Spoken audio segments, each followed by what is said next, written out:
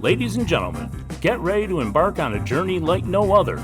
Welcome to the Glum Lot Podcast, your go-to destination for a unique blend of recovery and discovery. I'm Brett. And I'm Mark. And in this podcast, we will endeavor to create a safe and uplifting space for our guests and listeners to share their stories with sincerity and a touch of humor.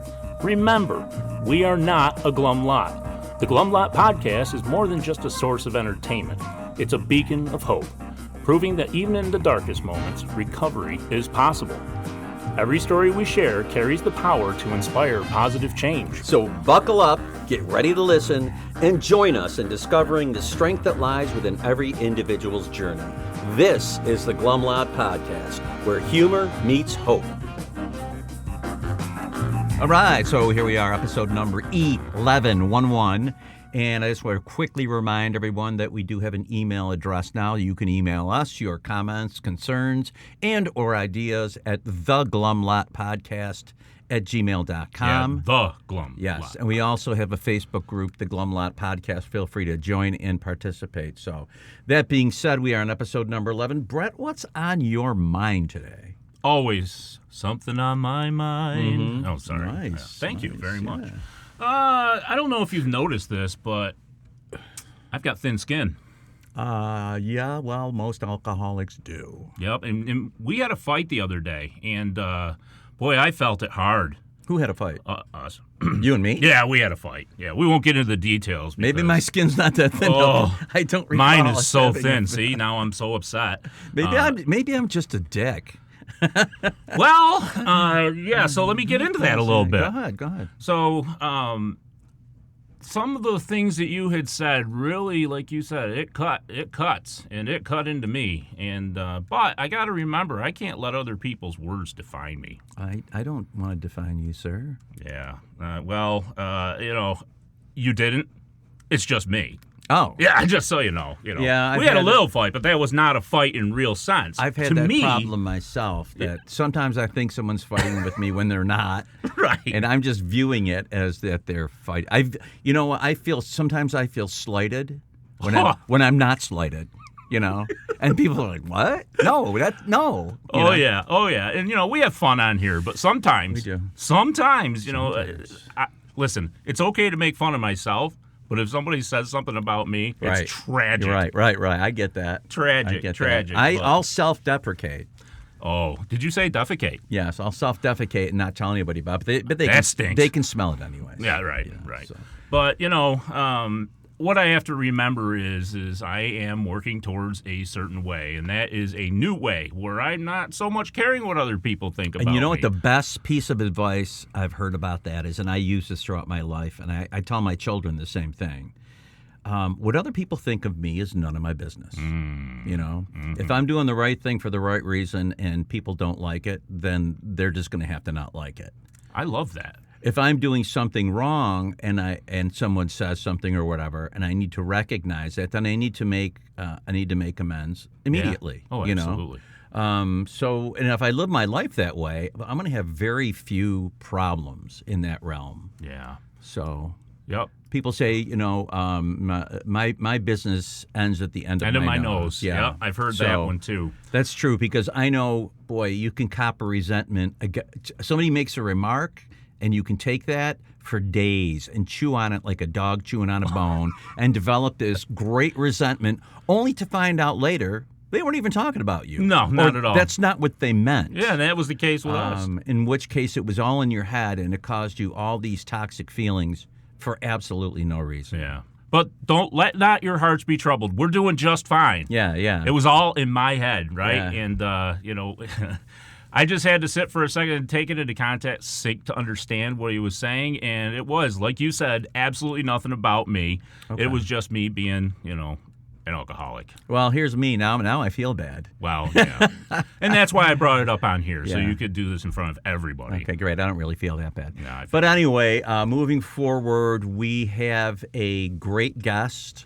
And the interesting thing is, I don't really know this person's story, and I don't really know them that well. So they're going to be a revelation personally to me. Fresh. And should be interesting. And so without further ado, let's welcome our guest, Kira. Kira, Sarah, welcome to the Glum Lot Podcast. We're glad to have you here. Thank you. I'm glad to be here. And we'll start off with your sobriety date. Sobriety date is January 5th, 2022. Okay. So we'd like to know a little bit about your history and how you got to the rooms. If you could just start at the very beginning. Do you remember when you took your first drink?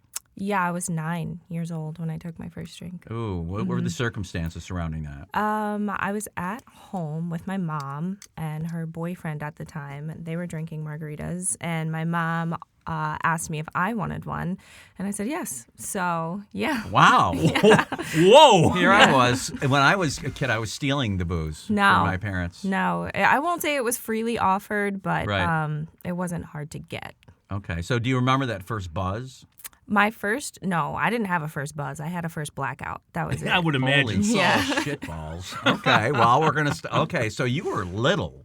Yeah. When I was 9, I didn't get drunk when I was 9. My first blackout was when I was 14. Okay. And so booze, obviously. Yes. Were drugs a part of your story? Pot, anything like that? Yeah, I started smoking weed at like 16, maybe 15. Was it mostly the people you were hanging out with that exposed you to this? I would honestly say it was my family. It was my family Really? that, exposed me to the drugs and alcohol in the first place. Acquiring the drugs and alcohol I got that from people I hung out with. Okay. So there's history there. I grew up in an alcoholic home. My parents were old school, but the booze was always around, and they were always drinking. It just wasn't hard to go pick something up myself. Mostly because of Mark. Mostly because of me. I drove them to drink. But so you're basically raised in an environment where this is being done freely, and it's not, to you probably at the time, it seems like pretty normal. Yes. And it's not that big of a deal. Correct. Yeah. But very quickly you get into pretty severe usage.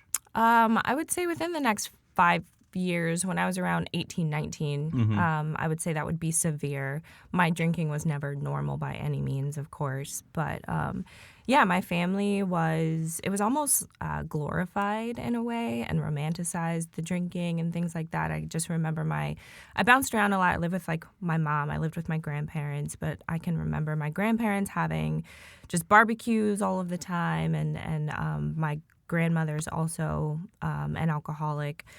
So I can remember very distinctly just feeling like my getting drunk, and not only getting drunk, but also the morning after was kind of like a rite of passage. It was kind of like a sense of belonging in my family.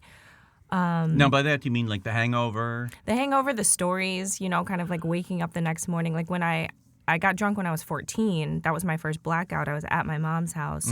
It was my birthday, and I had some friends over. Or no, that was a different time. Sorry.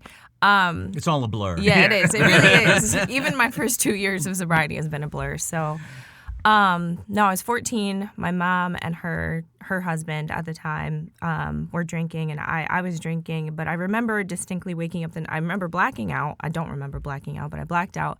And I remember waking up the next morning and just having a very familiar conversation with my mom and her husband at the time, kind of recalling the things that I was doing the night before, and like, oh, you were doing this, you threw up, blah, blah, blah. But it was all in this very like jokey way, and it was So like did it laughed make you, about. Did it also make you feel included, and as an adult, like you had come of age, Yeah. you could hang with these people now, and it was okay? Correct. And to you at the time, did it seem pretty normal? Like this is a Very. pretty normal way to grow up, And it could have been how they grew up. I don't know. Yeah, You yeah, know? they definitely grew up that Well, way. yeah, if she woke up and the family's telling the tales of everybody's Sure. debauchery, that Yeah. sounds pretty... So did you make it through high school? I did.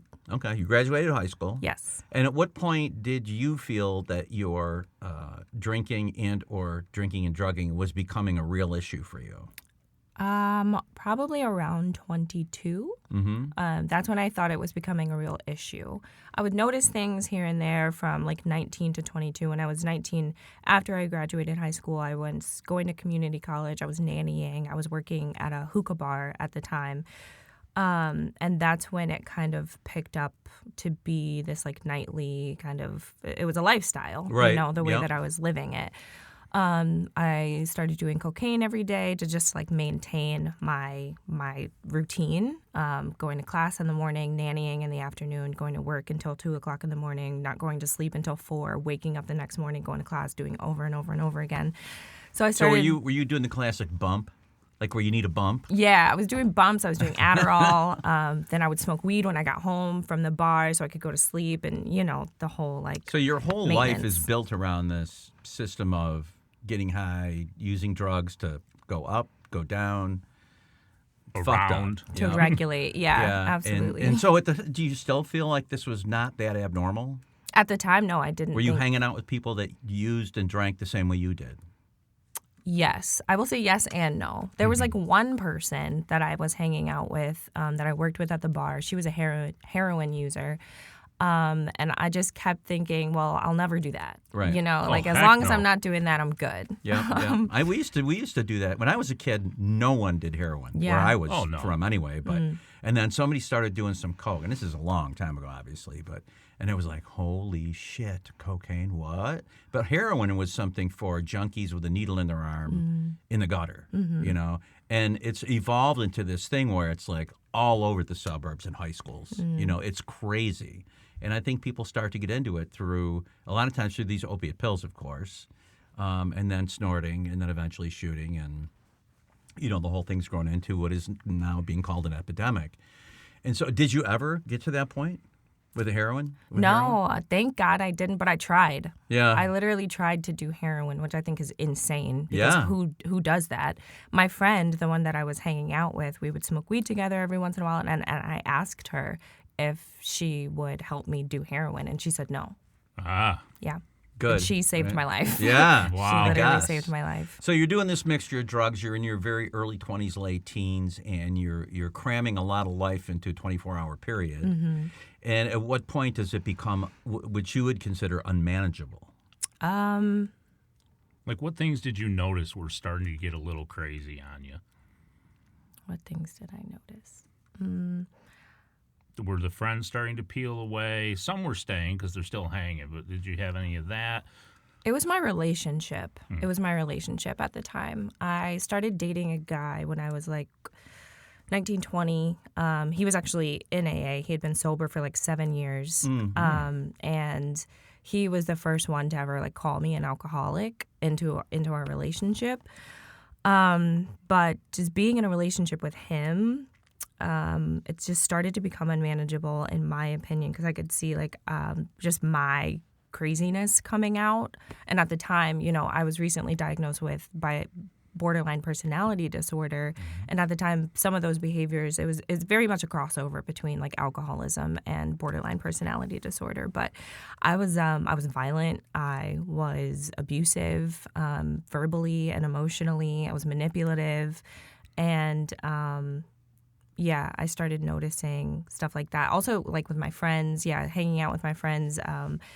There would always be like kind of like this speech before we went out, like, Kira, don't you be on that fucking shit tonight. You know what I mean? Like, don't be doing why? dumb shit. You know? Yeah. I'm like, what are you talking They about? had experience with your use. Yes, right? yes, they And did. It had not been pretty, and they wanted to make sure you did. But did it happen anyway?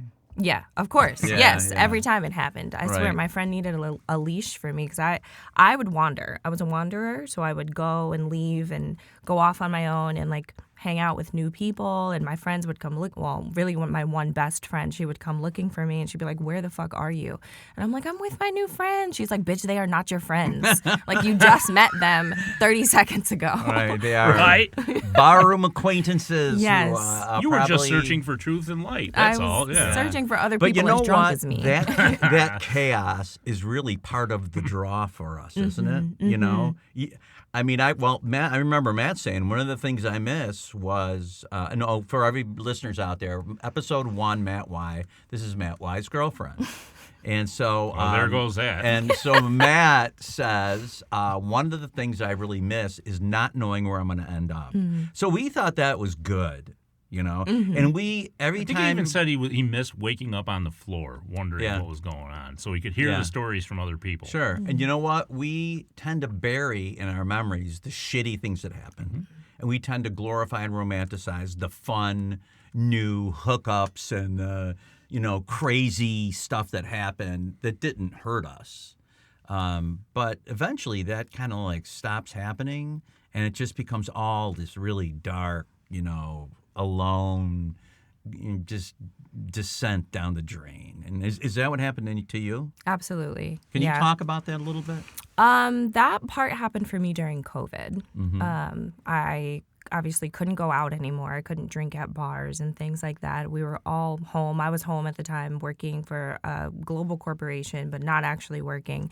And I would wake up, I would log on to my computer, I would turn it on, and then I would turn on YouTube videos so my computer didn't go to sleep. And I would start drinking at 7, 8 o'clock in the morning. Did you ever just shake the mouse once in a while? I had to always go check. We are very good at what we do, aren't we? I can definitely relate to your story. We can definitely pull off a ruse when we're using. Yeah. Oh. You send a few emails like once every 3 hours to make sure you make it look like you're working. So you're spending a lot of time alone. Yeah, I was living with my cousin at the time and my cousin's best friend. And at that point, TikTok had like just started or just come out.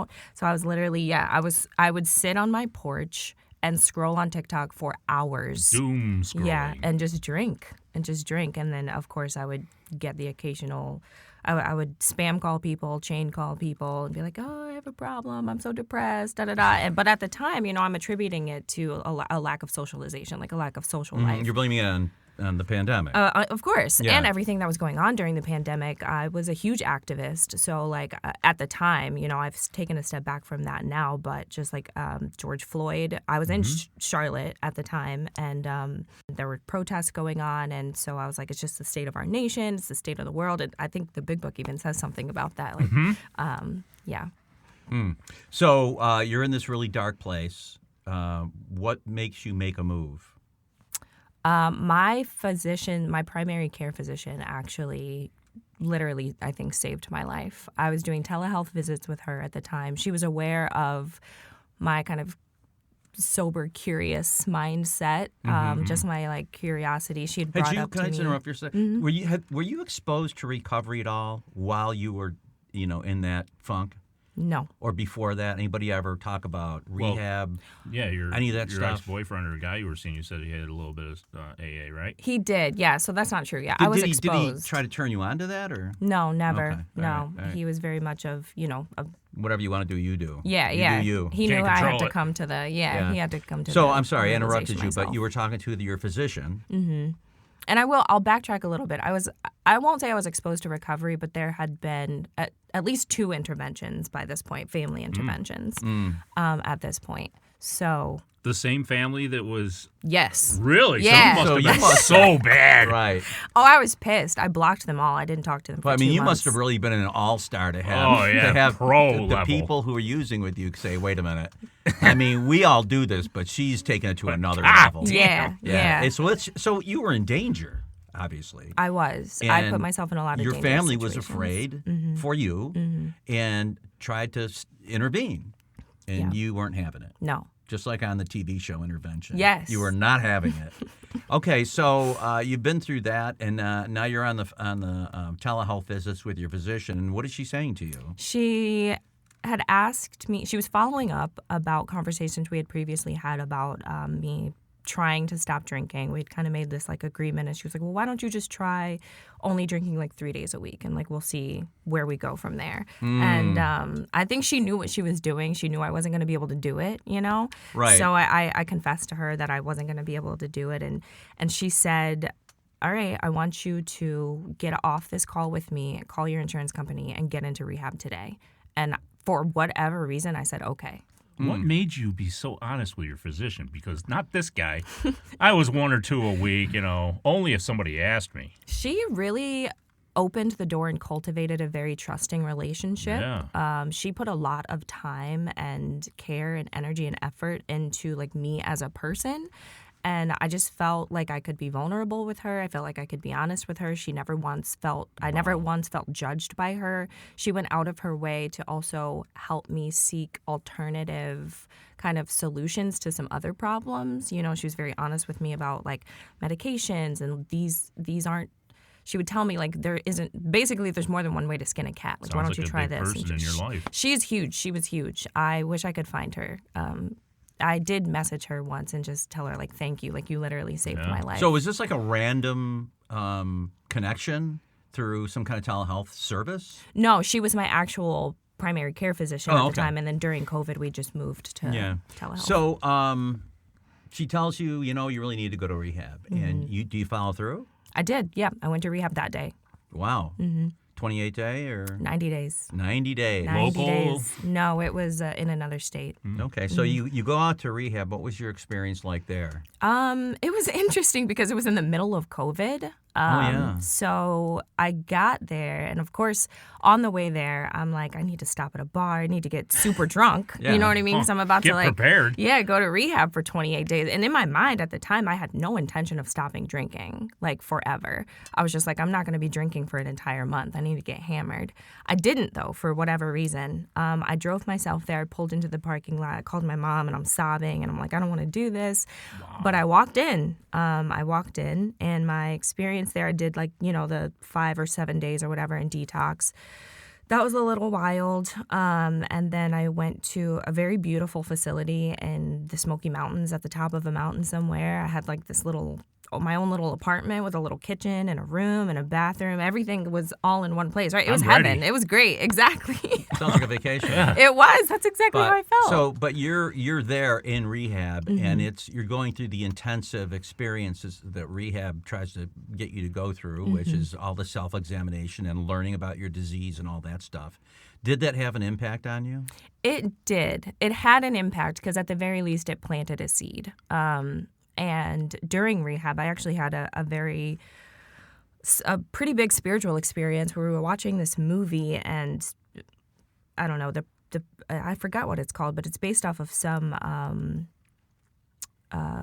like religious band, or what are they called? Christian band? I think it's called Mercy Me. Mercy Me. Kind of like a worship band. Sure, yeah. That is one. Mercy Me is one. Yeah, so it was based on that. I forgot what the movie's called, but it's basically at the end of the movie, like this guy ends up forgiving his father who like beat the shit out of him because of God. And I was like, I broke down. And that's when, to me, like, I don't do God with a capital G. That's not my personal thing. I think it's all kind of like mixed in and intertwined. But I just realized that I was like, oh shit, like God is just love. Like, holy fuck. And I was like, oh my God. And I broke down in rehab.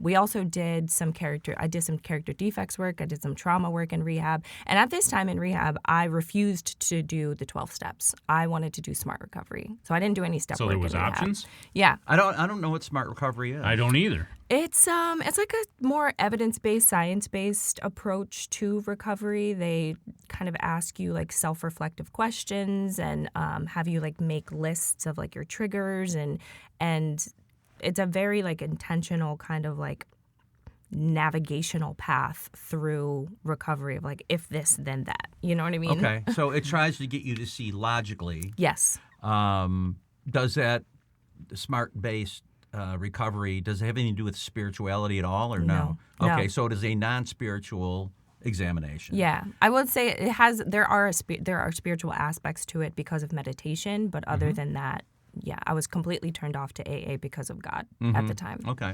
Well, a lot of people are. You're not alone. So you go through the smart recovery, and it did you some good? I would say, yeah, it did. It didn't stick, but it did me some good. So you get out of the rehab, and you still stay for 60 days, right? Sober living? No, I stayed in the actual facility for 90 days total. So you get out after 90 days. Did you have a plan coming out? I did. I worked a plan with my therapist in the facility. Did not stick to I didn't stick to all of the plan. I literally, on my way home, since I drove myself, on my way home, I stopped and picked up weed before I even went to go see my family. Of course. Yeah.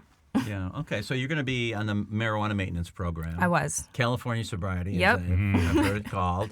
And you start smoking weed, and you get home, and how soon did you start drinking? I would say days. It was a matter of days before I was hiding bottles under my bed again. Oh, Okay. you were a hider even. Yeah. Well, I mean, I just spent I was living with my grandparents at the time. I just spent 90 fucking days in rehab, and like I was like, I don't want to be walking around. They're gonna be like, "What was this for? Like, what did you go for?" You know.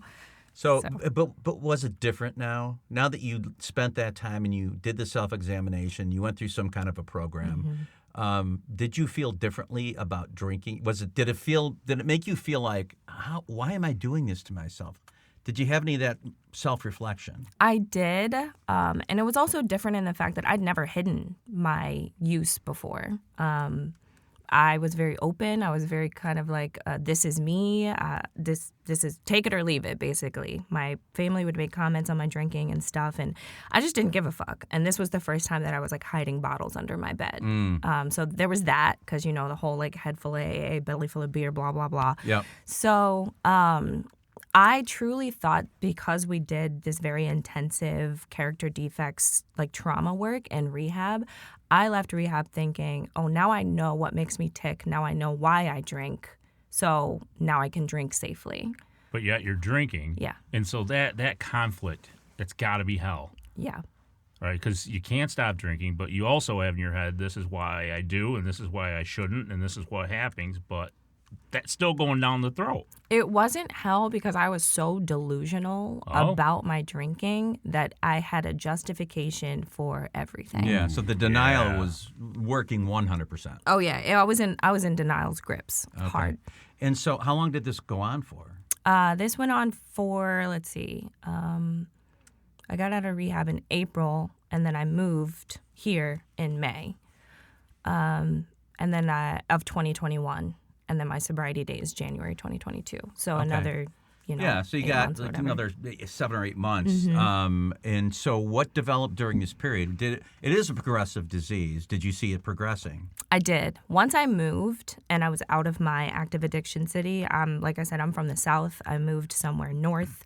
I moved up here, and my little get drunk and go make friends at the bar thing did not work because y'all are different. Like, y'all don't want to make friends with random. I would go up to random people on the street. I would go up to random people in the bar to be like, hey. I would be trying to party with people. Who are you? Yeah, exactly. Everybody gave me the cold shoulder. They were like, this bitch is crazy. Why do you want to know about me? But so in the South, it's not like that. No. Oh, People heck are no. very open and friendly. Very friendly. Yeah, Yeah. here they're a little more cold and I standoffish. loved it. Yeah, very Yeah, very Brett lived, reserved. And I did 10 years in Georgia for a while. Atlanta. Oh, yeah? North Atlanta. So you know. Yeah. I know. Yeah. So you're going through this 10 months of a head full of recovery and a belly full of booze or whatever else you're doing. And what happens? I start drinking every day at home alone. At the time, I'm living with my uncle. He's seeing it. He's kind of calling me out on some stuff. I just remember like shaking my leg, like just kind of bouncing. So anxious to get out of work to go home and drink. At this point, I got my spots, the people know me in the stores, and it's just a very sad, dark, lonely, depressing time. I'm also, again, being from the South, I moved here in May, and then all summer I basically drank alone, and then winter hits. And I've never experienced a winter like this before in my life. It was so sad and cold and gray and gloomy. So that contributed. So you've got a little seasonal affective disorder, we call it up here. Yeah. And you're going downhill.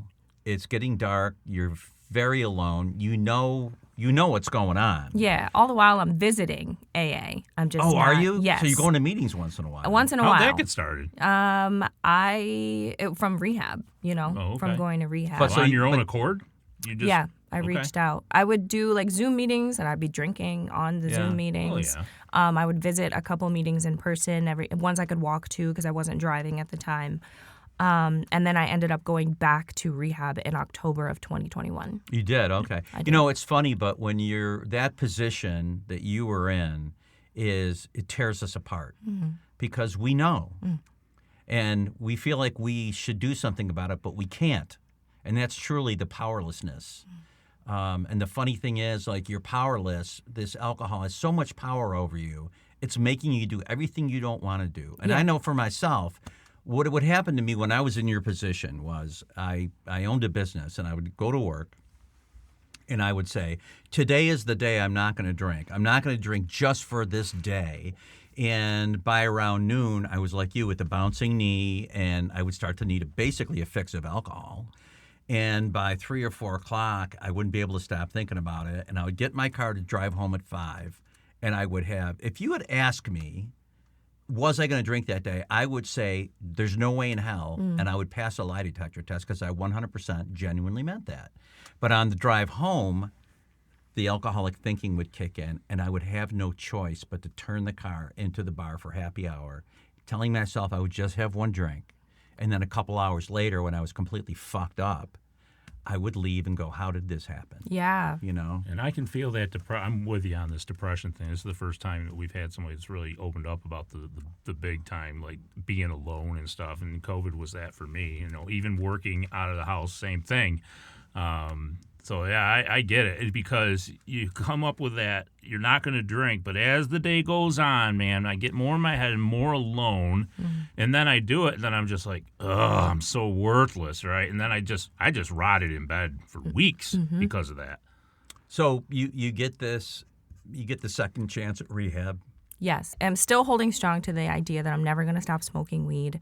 And I'm telling all the counselors that and everything. I ended up only staying for like 19 days because I had a family emergency. So I leave.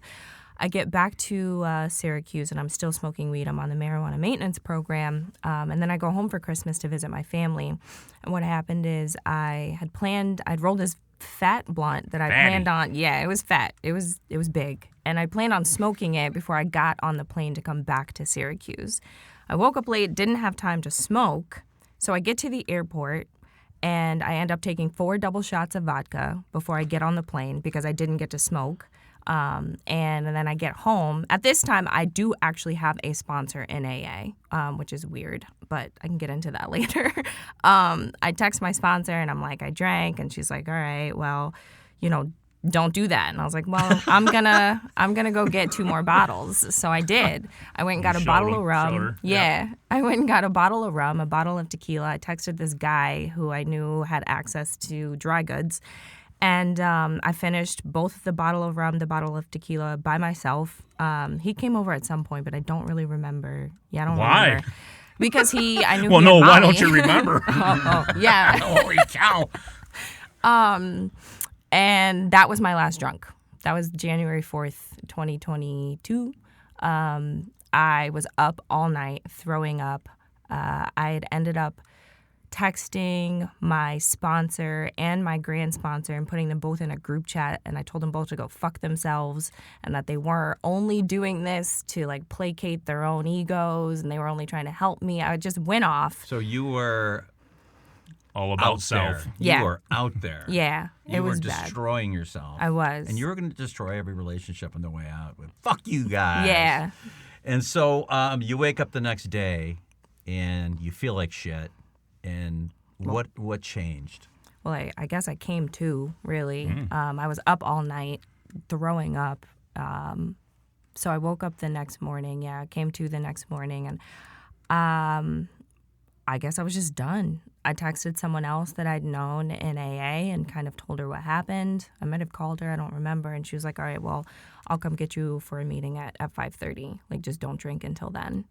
I don't know if I did like Zooms or whatever in the middle of it. I probably just slept until like 5:30 until she came to pick me up. But we ended up going to a meeting at 5:30 and then another meeting at 7:30. Did you raise your hand and say, I'm coming back? And Yeah, I did. I remember Nice. telling people what happened and telling people, what happened. And then from that point forward, I ended up asking the woman who came to get me for the meeting at 5:30 to be my next sponsor, because obviously the sponsor that I told to go fuck herself had to Left drop him me in the after dust. that. she actually did. Yeah. Okay, so you burned that bridge. Yeah. So you pick up this new sponsor, and but something in you has changed. Yeah. I guess I was tired. I was tired. I was exhausted. I didn't recognize who I was anymore. And I just got to this place of like, fuck it. Like, whatever. I'm here. No harm is going to come from me getting sober. It was scary as shit. I didn't have any idea what I was doing. But I guess at the time, I just trusted the people who had been there. They said that they felt like me. I didn't believe that. They said that they had been where I was. And I was like, yeah, okay, but do you really get it, though? Do you really get it? I was very big otherer, very big different, big on making myself different.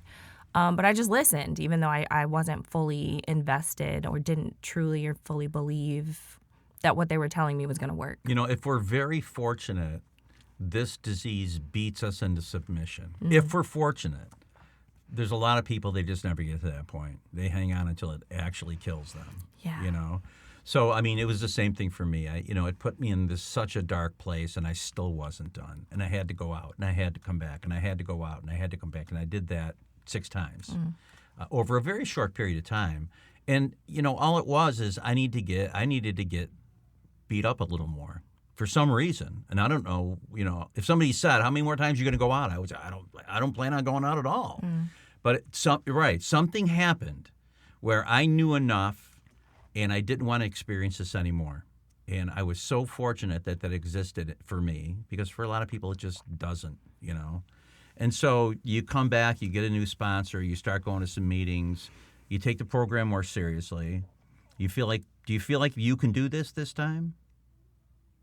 I feel like, yes. I guess I was feeling like I could do it. I just wasn't fully resigned to the fact that I wanted to do it. And I spent my entire life never doing anything I didn't want to do. So that was a very big difference. That was a very big change. And I do want to backtrack a little bit and say that when I moved to Syracuse in May, I actually started going to AA in August. I got involved with a group that was very involved and had a high level of accountability. So really from August to January, I was going to meetings pretty consistently, but still drinking. But I was honest about it the entire time. I would show up to meetings high. I would show up to meetings drunk. I would always drink a 9% beer before I went to any meeting. So I'm like, well, I got to drink to get through this meeting. And that's so from August to January is when I had that first sponsor. I couldn't find a sponsor for a while because I was being honest and telling people I'm not done drinking, and nobody would sponsor me. But this one lady, I told her I can't find a sponsor. She asked me if I had a sponsor. I said I can't find anybody to sponsor me because I'm not willing to stop drinking yet. I don't want to stop drinking. And she said, well, I'll sponsor you even while you're drinking. And that probably saved my life also. Yeah. I what I always say, too, is that the people who are successful are people that keep coming back. So drink it or not. Keep coming back no matter what. Yeah. You drink, you come back. You fall down, you get up, you come back, And so that seems to be the difference maker. So you meet this new sponsor. Are things different? No, they're very much the same. The things that I'm being told to do aren't different.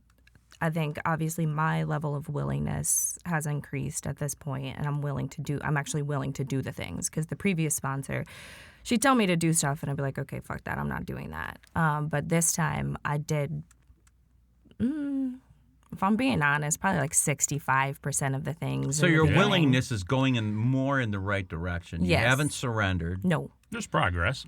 Okay. Not perfection, right. Exactly. Yeah. So I started doing this stuff, and I can very distinctly remember waking up on January 6th, the next morning after I didn't drink, and I was in disbelief. I was shocked that I had gone to sleep without putting any substances in my body. I could not believe it, and I was like, oh shit, okay, I can do this again today. I can do this again one more day. Yeah. And yeah, I've been sober ever since. One day at a time, right? Yeah. It's literally one day at a time. Mm-hmm. So how have you stayed sober? Well, I've stayed sober by being rigorously honest. I will say that, and saying when I wanted to drink, saying out loud that I think this is bullshit and I think that's bullshit. I don't agree with this, but I'm going to do it anyway. But I just want you to know that I think it's bullshit. Sounds like somebody we know. I just want it on record that I don't agree with this. It's right? not, and that's not uncommon. No. What's even more uncommon, though, is you saying that. Right. Because most people think it, they don't verbalize it. Oh. They're not going to tell because they don't want to argue about it. So they're like, yeah, the God, like with me with the God thing, I'm like, yeah, okay, whatever. It took me a while. It takes people sometimes years. Some people walk in and they're there. Not me. But it's the same thing with the fourth and fifth. A lot of people 1, 2, 3 out, 1, 2, 3 out. They're not going to do that. They're not going to write anything down. They're not going to talk about it. That's not what they're there for. They're there to not drink, and they don't feel like this is a part of it. So have you gone through the steps since? No. So you're not really working the steps. No, but that's not my fault. Okay, all right. Right. Hey. I can honestly say that is not my fault. So the group that I got involved with, they take the steps extremely slowly.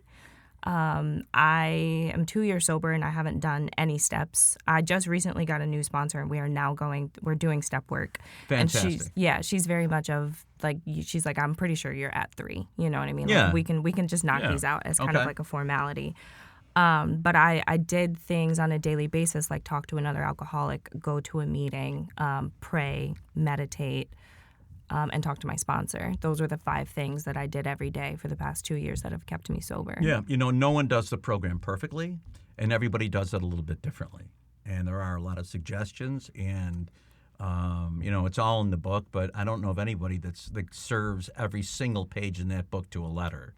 Well, I mean, speak for yourself. Except Brett, of course, 'cause Right, he's yeah. perfect. And maybe Matt. Yeah. Whoa.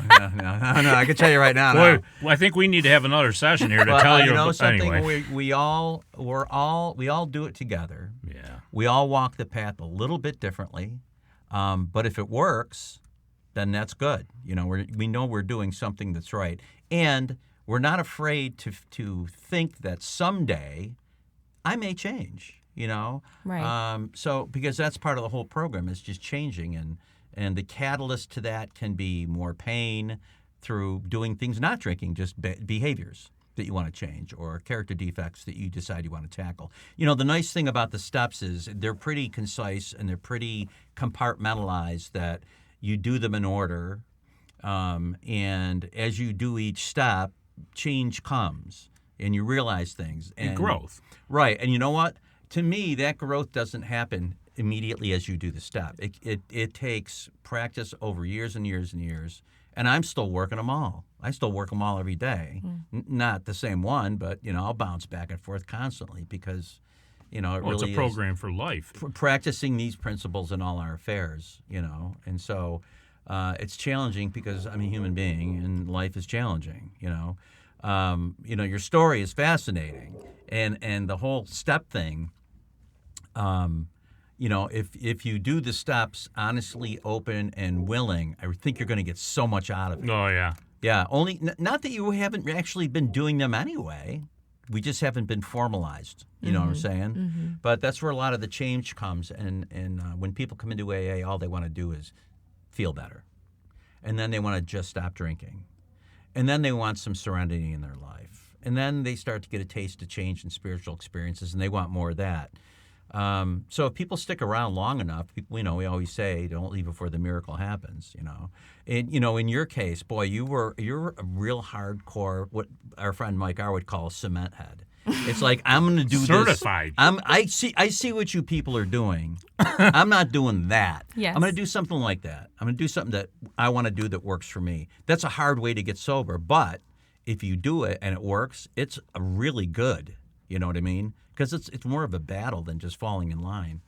Yeah. And that was the biggest thing, is like the falling in line piece. I had such a hard time with the word surrender. I could not get past it. And when I would read the 12 and 12 and read step 1 and the 12 and 12, I would literally cringe at the words complete defeat.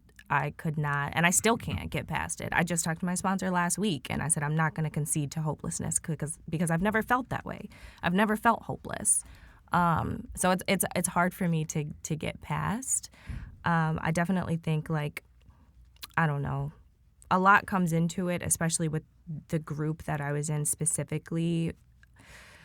It's difficult. I'm still processing a lot of that's happened, and I'm still trying to kind of reconcile these feelings within myself. Because you're right, I have been practicing the steps, just not formally. I've sponsored people in the past 2 years. I have taken a look at my day. I've reviewed my day at night. I've had periods of time where I've done that.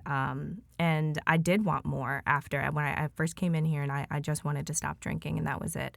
And then I got disgusted with myself not drinking. Like I was like, ew, these behaviors are not attractive, like at all. I don't like this. Yeah, that's why it's more than putting the drink down. So we really appreciate you coming in and talking to us today. We're at the end of our time, but you've been a great guest. And to everybody out there in the Glum Lot community, please tell people about the podcast and spread the word. And I'm Mark. And I'm Brett. I'm Kira.